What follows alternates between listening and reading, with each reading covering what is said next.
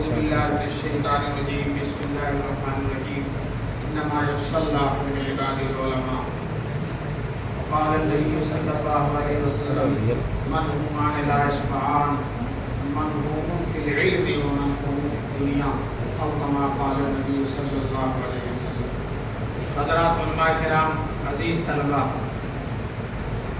لکھنؤ جب بھی آنا ہوتا ہے تو آپ کے اس مدرسے میں ضرور آتے ہیں. گویا مدرسہ آپ کا جو ہے آنے جانے میں مرکز ہے. اللہ تبارک تعالیٰ مدرسے کو، مدرسے کے ذمہ داروں کو، سب لوگوں کو بہترین بدلہ نصیب فرمائے. آج آپ حضرات کی چھٹی ہو رہی ہے، آدھا دماغ تو گھر میں لگا ہوا ہے، اس لیے میں کوئی بہت لمبی چوڑی بات نہیں کروں گا. 2-3 باتیں کر کے اپنی بات کو پورا کروں گا.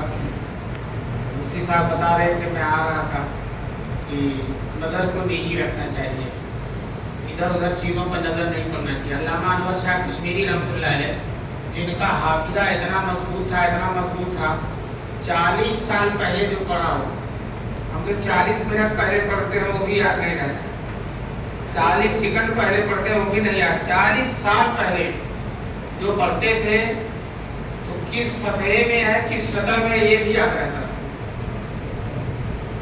ایک دفعہ حضرت قاری طیب صاحب رحمۃ اللہ علیہ، جو علامہ انور شاہ کشمیری کے شاگرد تھے اور دارالعلوم دیوبند کے محتمم تھے، وہ ایک کتاب لکھ رہے تھے. اس کتاب میں ایک آدمی کے بارے میں لکھنا تھا، ابوالحسن قذاب نام تھا اس کا. اس کے حالات لکھنا تھا. تو دیوبند کے کتب خانے کو کھنگال ڈالا، اس کے بارے میں کچھ ملا نہیں. تو آئے علامہ انور شاہ کشمیری کے پاس، حضرت فلاں علی بارے میں کتب خانے کی کتابوں میں کچھ نہیں مل رہا، مجھے لکھنا اس کے بارے میں. تو حضرت نے کہا فلاں سن میں پیدا ہوا تھا، فلاں سن میں انتقال ہوا، فلاں فلاں واقعات ہیں، اس کی پوری تفصیل بتا رہا. اتنا بتا دیا جو لکھنے کے لیے کافی تھا. تو حضرت قاری طیب صاحب رحمۃ اللہ علیہ نے پوچھا کہ حضرت رات یہ کسی کتاب میں پڑھا ہے کہا آپ نے؟ تو کہنے لگے 40 سال پہلے کتاب میں دیکھا تھا، وہ اب تک یاد ہے. اتنا حافظہ مضبوط تھا. اتنا حافظہ مضبوط ہونے کی ایک تو اللہ کا فضل ہے، تقویٰ ہے. جتنا تقویٰ ہوتا اتنا یہ حافظہ کیا ہوتا، مضبوط ہوتا. نظر آدمی کی نہ بہکے، تقویٰ ہو، موبائل کا پروگرام نہ دیکھے، موبائل میں غیر محرم عورتیں دیکھتا ہے تو سارا اثر دماغ پر پڑتا ہے، دماغ ہی کمزور ہوتا ہے. طلبا کہتے ہیں ہم کو یاد نہیں رہتا، تو ہم کہتے ہیں تمہیں یہ بھی تو یاد نہیں رہتا کہ جو نصیحت کی گئی اس پر عمل کرو. نصیحت یہ کہ اپنے دماغ کو بچاؤ، اپنی آنکھوں کو بچاؤ. اب علامہ انور شاہ کشمیری کے بارے میں لکھا ہے کہ ایک دفعہ اپنے گھر میں چلے گئے، سوچا کہ گھر میں تو کوئی ہے ہی نہیں، چلے گئے تیزی سے سلام کر کے. وہاں ایک عورت بیٹھی تھی، اچانک تھوڑی سی نظر پڑ گئی ان پر. تو کہتے ہیں 40 سال کے بعد کسی غیر محرم پر نظر پڑی. 40 سال کے بعد کسی غیر محرم عورت پر نظر پڑی. تو نظر کی حفاظت کرو تو حافظہ خوب مضبوط ہو جائے گا. امام شافعی رحمۃ اللہ علیہ نے اپنے استاد حضرت وکیع سے کہا تھا کہ مجھے باتیں یاد نہیں رہتی. امام شافعی جیسے، امام بخاری جیسے آدمی ان کے مقلد ہیں، امام مسلم جیسے مقلد ہیں، امام ابو داؤد جیسے آدمی ان کے مقلد ہیں.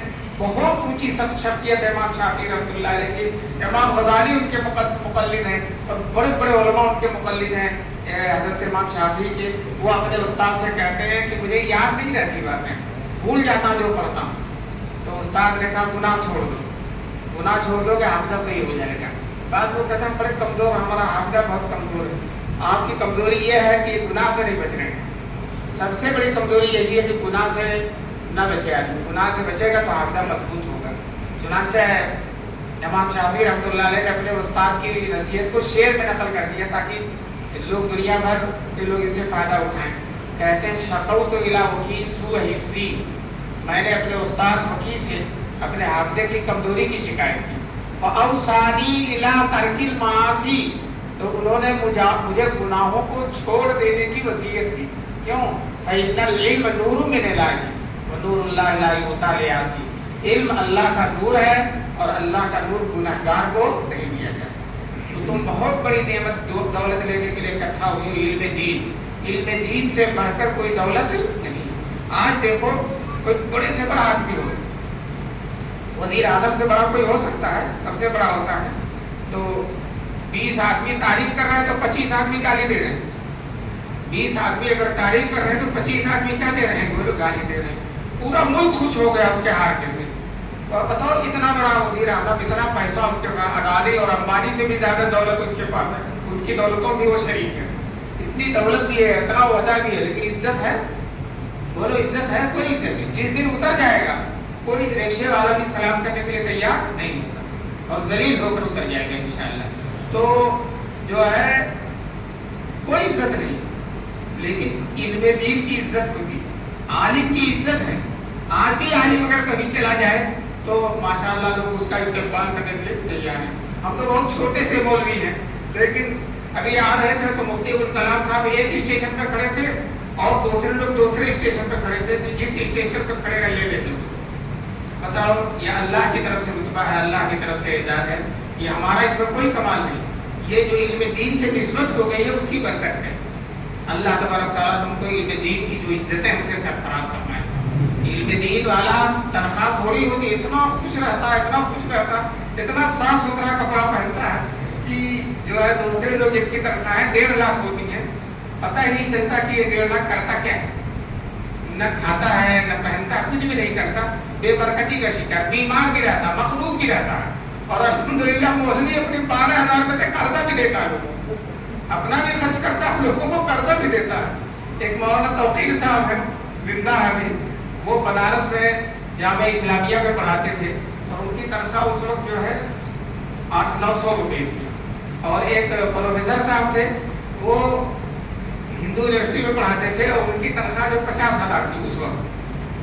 तो दोनों एक ही, वो आलिम थे, एजाज